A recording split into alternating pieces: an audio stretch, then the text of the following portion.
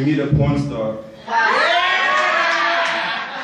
Well, you get my point. You get my point. So it's really tough, you know, and also even dating becomes hard for us comedians, you know, because society would have us believe that the funny guy gets the girl, you know, and so now whenever you go out on a date, you know, you like preparing for it like it's a comedy show. You know, you're there with a cue card saying, yes, I think I'm gonna open with a one-liner. You know, it's crazy. Now you're rehearsing for a date. And look, I know that making a girl laugh gives any guy, like, you know, some points or whatever, but there has to be a balance because things get serious at some point, right?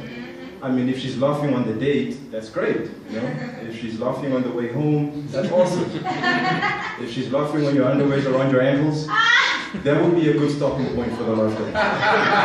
You know, it's, you know, and then the other thing that makes it tough is that, you know, like nobody takes, I don't even date seriously hot girls anymore because nobody takes us comedians seriously. You know, other guys are going to be making passes at her and stuff, you know? Because if you were a professional boxer, for example, I mean, people would be afraid of getting beaten up. I mean, you don't hear people out there saying, hey man, that's Zee's girlfriend, dog. That nigga funny as hell, dog.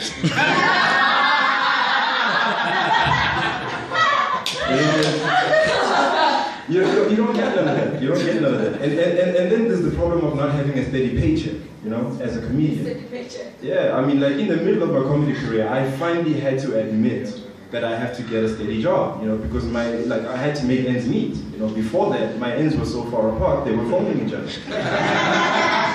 You know, as a person, your ends need to have a steady relationship. You know, mine were just having a series of one-night stands. And that wasn't cool. That wasn't cool. I mean, it got so bad that, you know, I still like to spoil myself even when I'm broke. You know, I go to Mug and Bean and I only order the chocolate chip cookie. Yeah, right? You know that big chocolate chip cookie that they order? The one that looks like the chocolate chips are paying rent to be on the cookie? You know, it gets like that. It gets like that. And then the other part of being a comedian that I really don't like is hecklers, you know? I mean, you spend months writing material and then these guys just want to, in 1 minute, you know, just take your glory from the audience. I believe that hecklers don't understand the concept of a comedy show. They think it's like a bring and bride where you bring your own jokes. It's just crazy, it's just crazy. So anyway, because of all this brokenness and whatever, I spend a lot of time at home. You know, I watch educational television, you know, things like National Geographic, you know, where you can learn like interesting facts about animals and nature and stuff. Like for example, did you guys know that ants can lift up to 10 times their own body weight? You guys know that? So that was an interesting fact to learn, but because I'm a comedian, like I think about things out of the box, I started wondering, what if human beings could do that, you know, lift 10 times their own body weight? Could you imagine how strong fat people would be? Right? I mean, fat people would be like superheroes. It would be crazy. I mean, you wouldn't be surprised. You wouldn't be surprised to see a fat guy walking down the street towing his own car, looking for a super quick. You know what I'm saying? I mean, it would be a different world, you know? Like, I mean, McDonald's would become an illegal steroid. You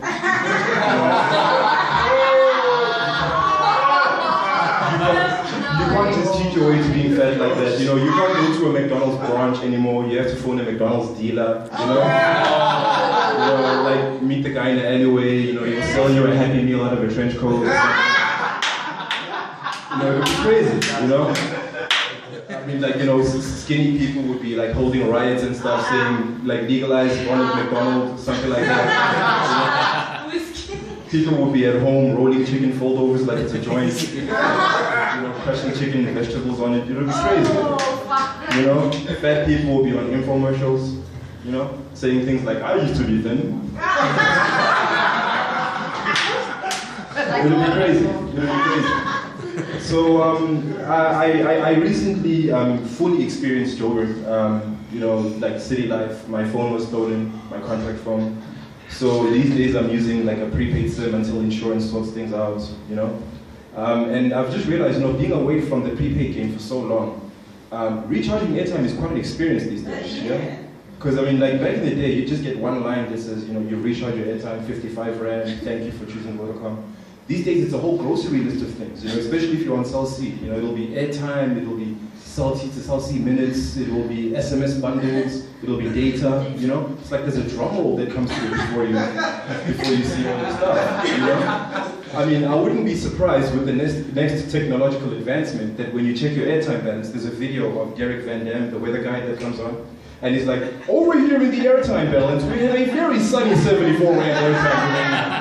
And as we move over here to the SMS bundle region, we have a very gloomy 2 SMS remaining. And as you move over to the equatorial region, to the South Sea minutes region, we have a very partly cloudy 2 minutes remaining. But as you move over to the equatorial region, it looks like our user has just recharged, Bob. We have a very sunny 2 gigabytes of data remaining. I'm Derek Van Dam, and that's your real time report.